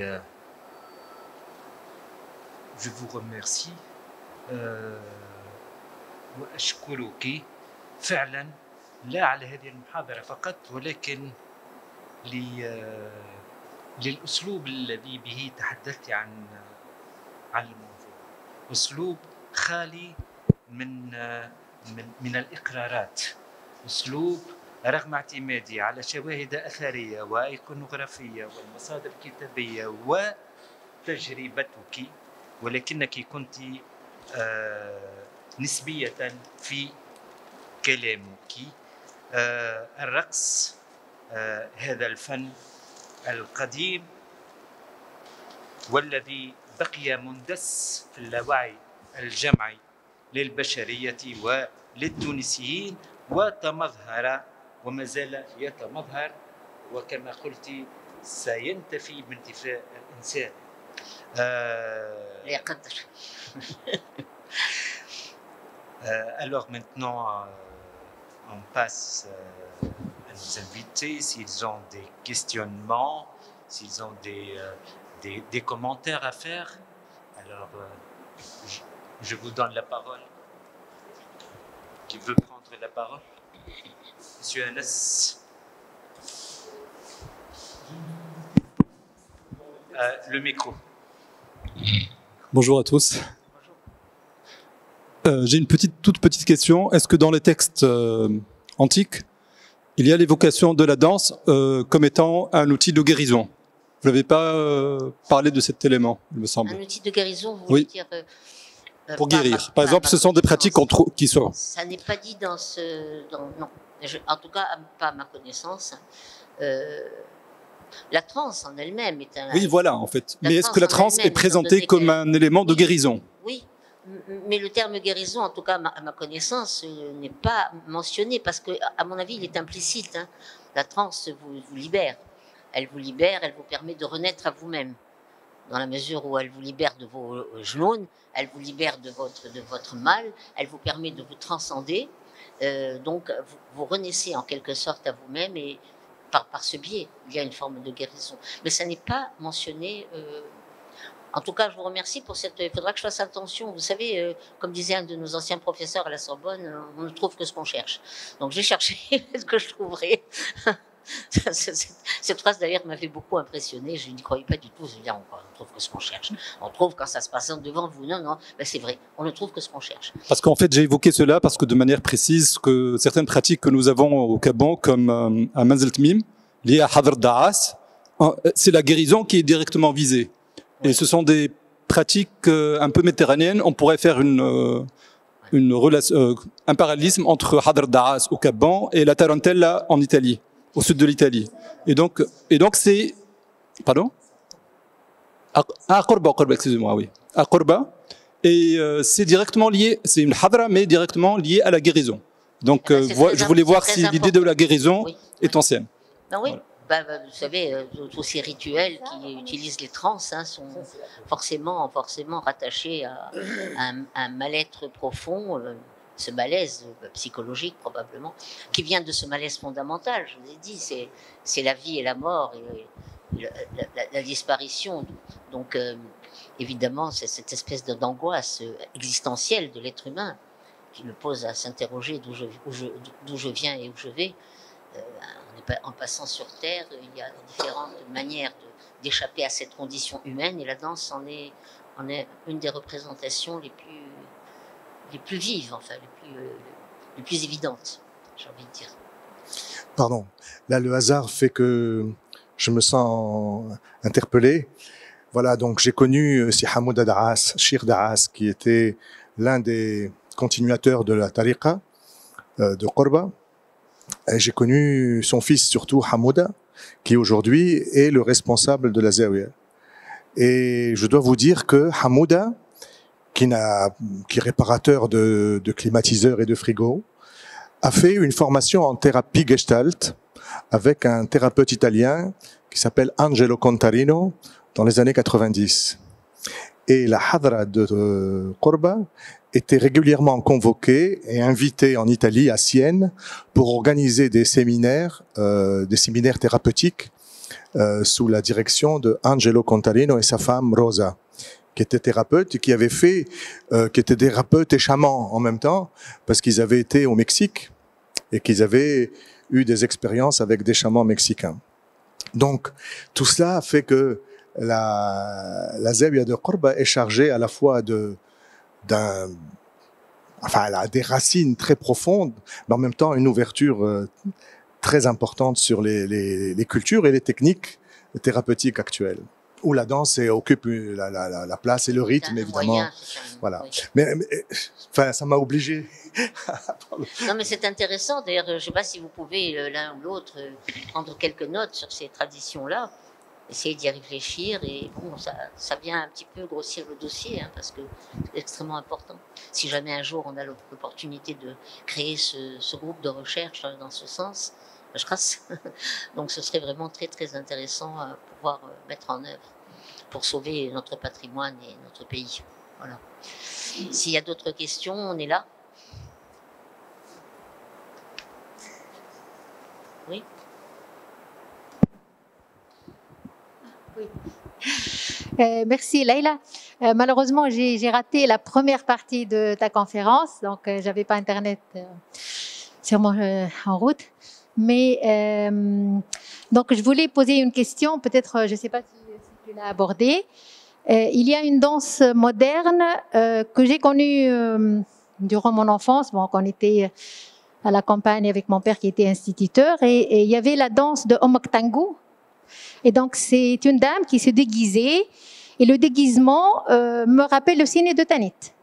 Et donc c'est une danse pour demander la pluie quand il y a sécheresse. Donc c'était spécialement pour demander donc pour la pluie. Et donc je pense que c'est absolument à mettre en rapport avec une tradition ancestrale, avec la déesse Tanit, qui est une déesse de fertilité qui remonte à l'époque punique, éventuellement, parce que c'est absolument le même signe. Hein. C'est une procession. Oui, oui, c'est une procession et c'est très spécial. Là, j'ai un vague souvenir, mais on en parle. Hein. Jusqu'à aujourd'hui, les très âgés l'ont connu. Je ne sais pas si tu l'as abordé. Hein, parce que... Non, je n'ai pas abordé en Moktango, mais c'est évident. D'ailleurs, déjà, à Tango, il y a des historiens et des sociologues qui essaient de rapprocher le terme de Tanit, hein, de la déesse Tanit, hein, qui est une des déesses évidemment les plus importantes de l'époque punique. Mais c'est toujours ces cultes agraires où on invoque le ciel et la terre pour avoir la pluie. Évidemment, ce sont des cultes agraires donc, qui sont liés à la fertilité de l'homme d'abord, bien sûr, et de la terre essentiellement. Je vous ai parlé, je ne sais pas, non, tu n'étais pas là, mais j'ai parlé du culte de Cérès. Donc Cérès et Déméter et Corée, donc les deux déesses, la mère et la fille, qui étaient des déesses de l'agriculture, qui est un culte le plus répandu pratiquement en Afrique du Nord, avec celui de Liber Pater, qui est le Dionysos, hein, le dieu du vin. Ce sont les cultes les plus importants dans notre pays. Les documentations varient, sont absolument... c'est incroyable ce que nous avons comme document au sujet de ces rites et de ce culte. Et dans les cultes agraires, bien sûr, on célébrait le printemps, on cherchait la pluie pour de bonnes récoltes, on célébrait avec des fêtes, avec des danses, etc. le printemps, puis en hiver, eh bien, on était un petit peu malheureux, on restait plutôt chez soi. Les danses étaient funèbres, alors qu'au moment où la pluie avait fait son travail, eh bien, c'était des danses plutôt de joie, de retrouver les semailles, les moissons plutôt, après les semailles.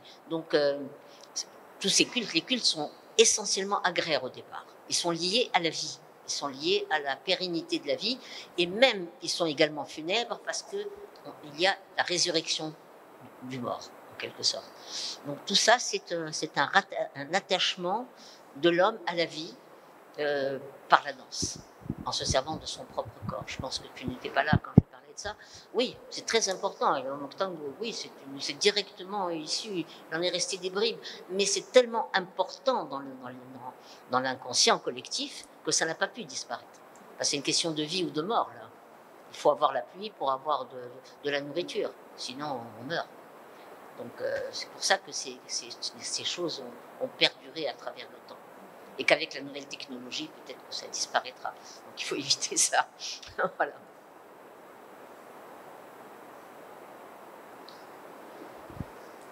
Oui, si. Vous avez Pardon, félicitations pour cette belle présentation, bonne conférence. Alors ma question se pose sur ces éléments archéologiques que vous avez montrés. Alors, il y a l'acte de faire la danse, ou l'acte de faire un geste, ou plusieurs gestes. Mais il faut l'imaginer. On n'arrive pas à l'imaginer, cette succession de gestes, ou de l'acte de faire une danse. En parallèle, il y a de la musique. Et encore une fois, on est dans la difficulté d'écouter cette musique, qui est très ancienne. Alors, il y a l'acte de faire de la musique aussi. Alors, comment vous pouvez concevoir ou imaginer ce genre de geste dans sa continuité et cette rythmicité et cette musique dans sa pratique et dans cette rythmicité, alors pour un art qui est très ancien. Merci. Oui, je comprends bien votre question, mais ce que je voulais dire, moi, quand j'ai présenté tout ça, je disais que la danse devait être codifiée parce que on retrouve des gestes que l'on connaît actuellement, dont on sait où ils commencent et où ils se terminent. C'est-à-dire quand vous avez vu, par exemple, le petit Angelo sur la demi-pointe avec son... Bon, vous savez que pour arriver à cette attitude-là, ce qu'il faut faire pour y arriver et où après elle vous amène. Ça, quand on est danseur ou quand on a fait de la danse ou quand on est professeur de danse, on sait. Donc, avec certains mouvements que l'on identifie comme étant des mouvements de danse, bien sûr, on ne peut pas avoir toute une chorégraphie. Ça, c'est pas possible. Mais on peut savoir où ça commence, où ça se termine. Au moins pour le pas qu'on est en train de voir. Et ça, je l'ai dit pour la danse antique, par rapport à l'iconographie. Et ce que je veux dire aussi, c'est que les spécialistes de ce qu'on appelle la description de la danse sont très très rares. Il n'y en a pas beaucoup, hein, l'étude des poses, etc. Il n'y en a pas beaucoup à travers le monde. Il y a des systèmes de notation pour les chorégraphies et pour les mouvements. Vous pouvez faire un mouvement comme ça, eh bien il y a un système qu'on appelle le système Laban qui peut vous dire, il va le décrire et on saura qui décrit ça. On saura que vous avez fait ça. Bon, bien sûr, on ne peut pas utiliser le système Laban maintenant avec les gens qui ont vécu il y a 2000 ans, bien entendu. Mais on peut l'appliquer, par exemple, pour certains documents iconographiques. Donc, au moins le fixer. Donc, moi, je vous ai donné quelques exemples. Il y en a d'autres. Hein. Par exemple, les duos entre les bacchantes et les satyres, ben, ce sont des duos aussi. On sent le mouvement, on le sent quand on a fait de la danse. C'est pour ça qu'il faut des chorégraphes et des danseurs dans une étude pareille. On sait où il commence le mouvement et on sait sur quoi il va déboucher. On sait très bien que le bacchan, il va prendre peut-être la bacchante et la mettre sur son épaule. On sait, parce qu'il y a un mouvement. Vous savez, comment on appelle ça, l'espèce de cratère là, que je vous ai montré en marbre, qui vient de l'épave de Mehdiya d'ailleurs, qui a été trouvée au début du XXe siècle à Mehdiya, était un bateau qui ramenait des objets très importants. À savoir, c'était une commande et il a échoué près de Mehdiya en Tunisie. Et évidemment, c'est le musée du Bardo qui a hérité de tout ce qu'on a trouvé. Ce cratère, il est très grand, il est très très très grand. Et il y a plusieurs scènes, je vous en ai montré 2 ou 3, mais il y en a plusieurs, il y en a au moins 7 ou 8 qui font... Il y a au moins 7 ou 8 personnages qui font tout le tour du cratère. Et j'avais imaginé un jour, moi comme ça dans la tête, je me disais, tiens, si on ouvrait le cratère, on les mettait tous comme ça, peut-être qu'on aurait en fait une danse. Hein. C'est des choses à faire. Moi, je ne l'ai pas fait, bien entendu, mais il y a des possibilités, au moins d'avoir une certaine connaissance. Et ce qui est plus important, c'est de fixer les choses. C'est de les connaître et de les fixer pour qu'elles ne disparaissent pas. C'est ça qui est plus important. C'est pour ça que je parlais de la danse traditionnelle de notre pays, dans ce qu'on appelle folklorique. J'ai rien contre le folklore, mais c'est plus qu'une danse folklorique. Hein. C'est une danse historique, c'est vraiment la danse de notre pays, la danse tunisienne. Eh bien ça, il faut la fixer. Il faut la fixer, pas pour l'interdire d'évoluer, parce que la danse, comme n'importe quel art, va évoluer. On ne va pas l'interdire, on ne va pas lui dire tu fais que ça et rien d'autre. Mais il faut que ça, on sache au moins l'identifier. Vous savez, le répertoire, par exemple, du ballet classique, eh bien, on danse aujourd'hui le Lac des Cygnes comme on le dansait au début du 19e siècle, peut-être pas, mais à la fin, disons, du 19e siècle, au début du 20e siècle. Ça n'empêche pas certains chorégraphes de faire des ajouts, de faire des... Ça n'empêche pas l'évolution. Mais le patrimoine doit se garder. Alors, soit par la transmission, soit au moins par l'étude. Par l'étude pour ne pas qu'il se perde et pour que l'on puisse puiser dedans. Parce que c'est une richesse dans laquelle on peut et on doit puiser. Oui, madame.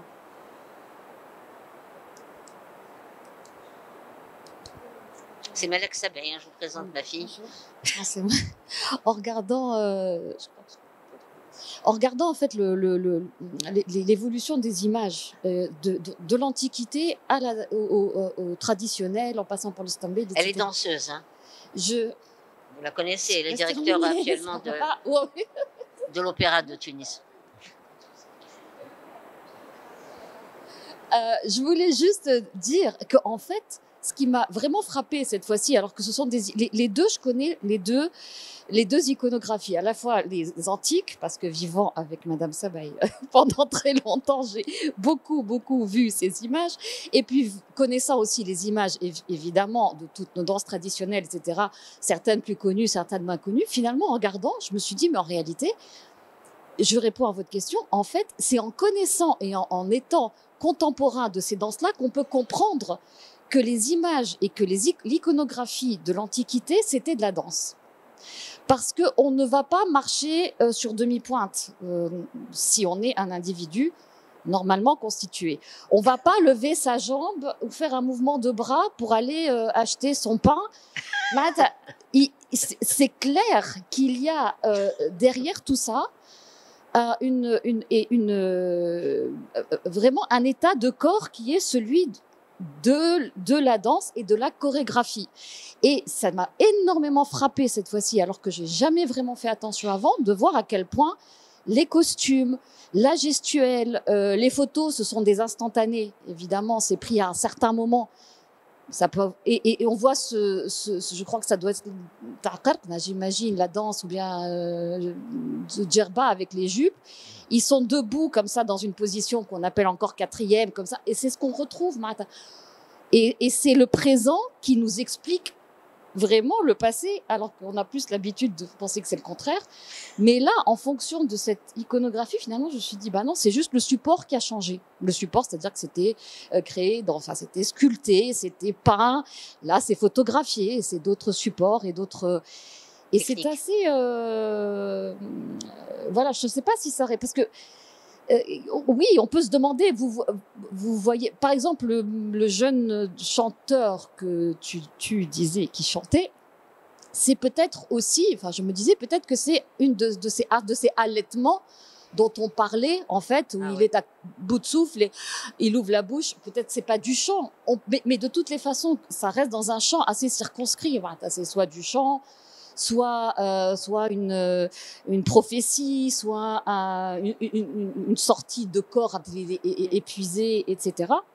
Et je voulais juste aussi faire une toute petite remarque. Je crois que toute forme de danse a un côté extrêmement sacré. Je peux vous dire, en tant que danseuse, pourtant je suis plus, je pratique ni les danses traditionnelles, ni la hadra, ni bon, bien que ayant fait partie du spectacle Hadra de Fadl Jaziri sur scène, je n'ai jamais ressenti une telle énergie. C'est quelque chose d'exceptionnel au niveau du corps. Ce que l'on ressent, ce que l'on vit sur scène entre cette musique, ce rythme, etc. C'était la seule expérience. Mais à chaque fois qu'on est monté sur scène, je suis montée sur scène, ou quand on pose la question à un danseur de savoir pourquoi il danse, d'abord, il est incapable de vous le dire.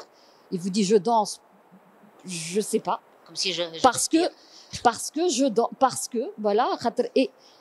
Mais c'est au-delà de ça, il y a quelque chose de l'ordre vraiment de la catharsis.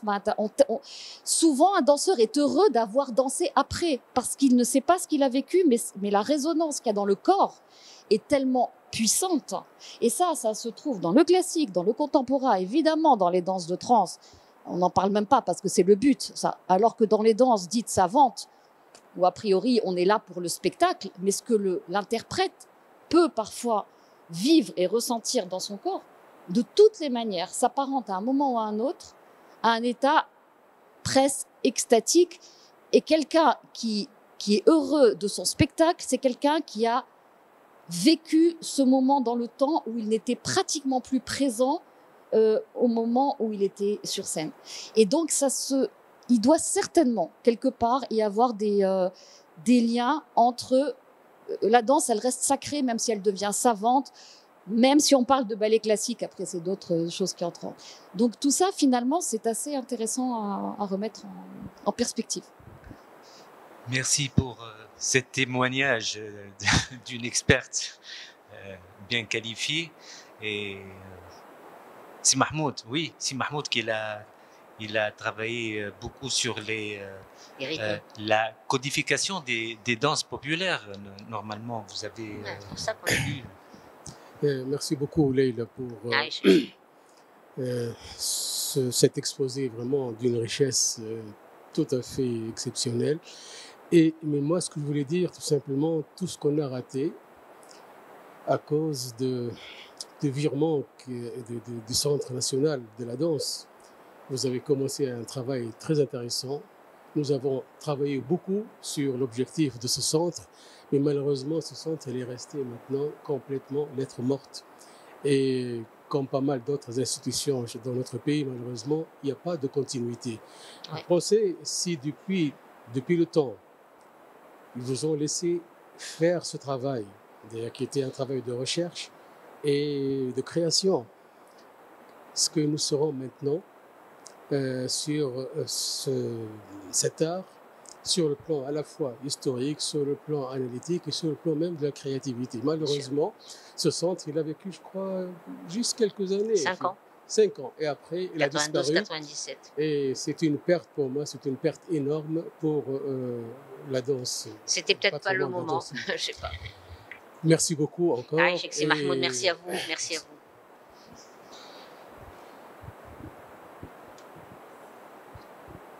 Merci beaucoup, Leïla, pour cette conférence très éclairante et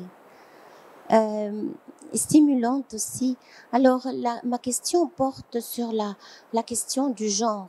Est-ce qu'il y a des indications dans l'Antiquité qui montrent que les danses étaient genrées, comme on dit aujourd'hui, c'est-à-dire que il y avait des danses spécifiquement masculines et d'autres spécifiquement féminines. Surtout que vous avez dit, vous avez fait allusion à l'existence d'hommes qui se travestissent. Et puisqu'il y a des hommes qui se travestissent, je me suis dit que peut-être il y avait une distinction. Ou bien, alors, la danse était un espace qui permettait le mélange des genres. Je ne sais pas. Puis, une petite question anecdotique comme ça. D'où vient l'expression « yashtaha ala tarboufels » ? Ça, je peux pas vous répondre. Franchement, je n'en sais rien. Peut-être ça veut dire il sait même pas danser, quoi. Enfin, ça, il vaut rien. Voilà. Non, mais pour répondre à votre question, oui, il y avait des hommes qui dansaient, des femmes qui dansaient. Il y avait des danses guerrières, des danses spécifiquement. En tout cas, ce que l'on sait, en tout cas en Grèce, il y avait des danses de guerriers, des danses qui étaient spécifiquement des danses d'hommes. Et il y avait des danses féminines. Mais il y avait peut-être plus, dans tous les arts du spectacle, notamment même pour le théâtre, il y avait beaucoup d'hommes qui mettaient vous savez que dans le théâtre antique, ils mettaient des masques, et il y avait beaucoup d'hommes qui tenaient des rôles de femmes aussi, également dans le théâtre, pas que la danse, hein. C'était également dans le théâtre. Mais c'était des choses qui avaient dû prendre une grande... Peut-être qu'on appréciait plus les danses, parce que les danses masculines sont plus guerrières, alors que les danses féminines sont plus souples, plus sensuelles, etc. Peut-être que le public était plus attiré, et c'est pour ça que les garçons qui dansaient se travestissaient en femmes. Je dis ça pourquoi ? Parce que au moment du code théodosien, donc de l'empereur Théodose au 4e, au 5e siècle même, il y a eu une interdiction, ou peut-être aussi pour des raisons religieuses, hein, en plein empire chrétien, aux hommes de se travestir en femmes pour danser. Et ça, c'est inscrit, donc il devait y en avoir beaucoup. Hein. Il devait y en avoir beaucoup, ça devait aussi intéresser, peut-être bon.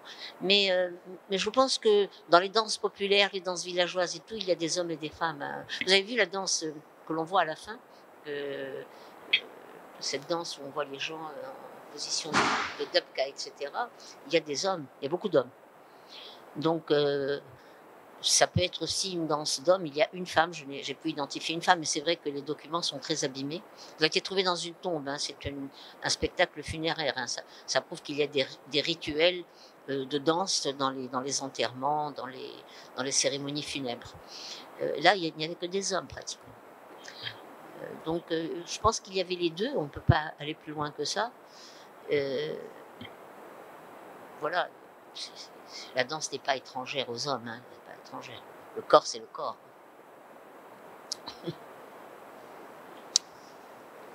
Est-ce qu'il y a...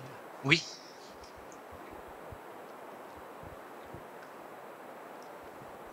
Merci. Mohamed Aidoudi, spécialiste en anthropologie, chercheur en sciences sociales et humaines.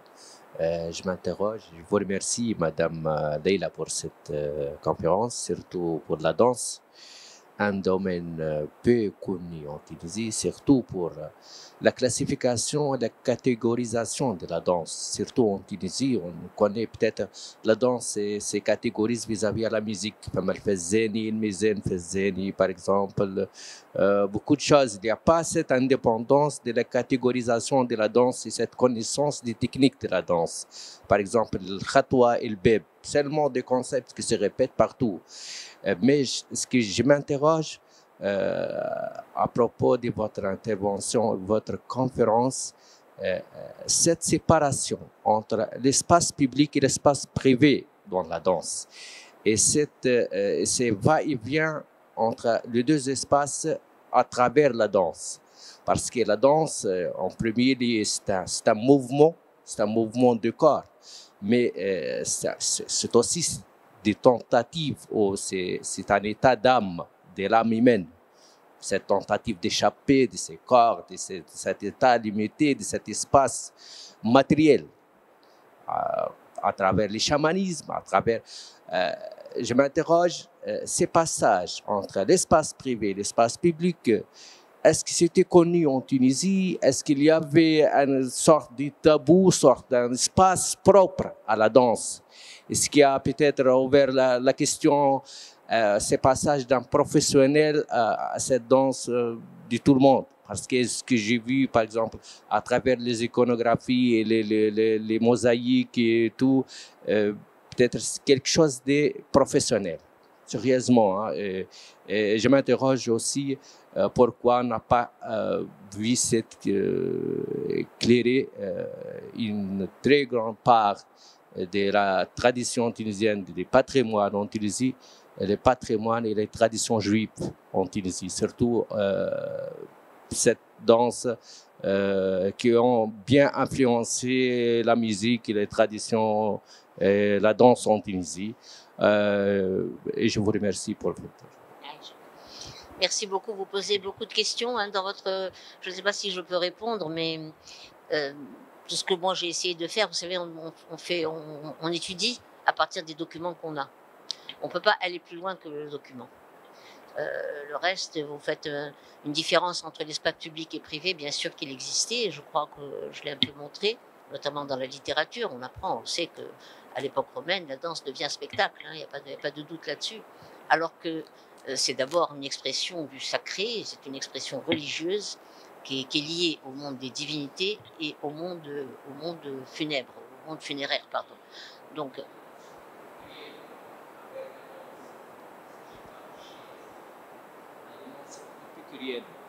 à travers la danse. Épicure. Pluriel. Ah, épicurienne. Oui, oui. À travers la danse que je n'ai pas touché, parce qu'on était bien influencé de cette tendance en Tunisie. Je ne peux pas vous répondre là, je n'ai pas abordé la question sur le plan philosophique, donc je ne sais pas. Je vous remercie.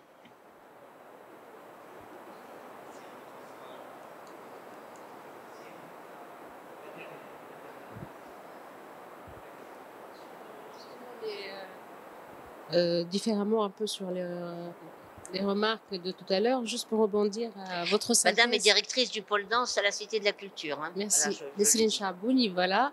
Et justement, pour revenir rapidement à à cette forme d'art qui n'est pas, qui est un peu, enfin pas saccagée, mais qui n'a pas été institutionnalisée comme il faut ou depuis, mais malgré ça, les chorégraphes et les danseurs existent et le fil du temps de cette histoire de la danse qui est ancrée dans notre pays, dans notre civilisation, est toujours là malgré tout. Voilà, et ça continuera malgré tout. Absolument. Voilà. Mais moi, enfin, j'ai trouvé sens à travers votre conférence. Comme par exemple, et aussi mon ex-mari Karim Touaïma qui travaille aujourd'hui à une écriture contemporaine des danses de patrimoine, et aussi parce qu'il est né dans les deux mondes, dans le monde de la Médina, du Stambeli, et dans sa formation avec Ahmed Jemra en danse contemporaine. Il y a donc des propositions qui commencent comme ça avec ces questionnements de la danse de patrimoine dans une écriture contemporaine. Et je trouve que aussi c'est l'axe le plus fort à développer et le plus important. Aussi moi-même, j'ai fait une création qui s'appelle Andalouse à partir aussi de mes origines andalouses, où j'ai essayé de recoudre par une chorégraphie, par justement l'iconographie aussi, de trouver ces codes, ces danses gestuelles. C'était très difficile, mais ce travail continue. Il y a un travail de recherche artistique, mais aussi pour renouer avec cette histoire. Et puis aussi, je me rends compte que c'est la deuxième fois que j'ai l'occasion de vous écouter, vous entendre à cette transmission justement théorique, historique. N'a pas eu sa chance, que ce soit parce qu'il n'y a pas d'institut d'art chorégraphique, il n'y a pas d'université pour la danse. Et c'est juste la deuxième fois que j'ai l'occasion, après j'ai presque 40 ans bientôt, j'ai commencé à Burj Bakouch à l'âge de 15 ans. Et justement, j'espère qu'on boostera encore plus les occasions pour cette transmission de savoir et historique, voilà, et artistique et civilisationnel de notre danse en Tunisie. Merci. Merci à vous. Merci à tout le monde. On doit conclure, mais je remercie une autre fois notre conférencier, le professeur Leila Sabaï. Et je vous invite le 18 novembre pour une autre conférence du département des arts. C'est le professeur, mon professeur Mahmoud Ektat, qui va parler et conférencier sur le thème de la musique arabe et la correspondance entre المشترك في التراث الموسيقي العربي الإسلامي. شكرا للجميع، إلى اللقاء.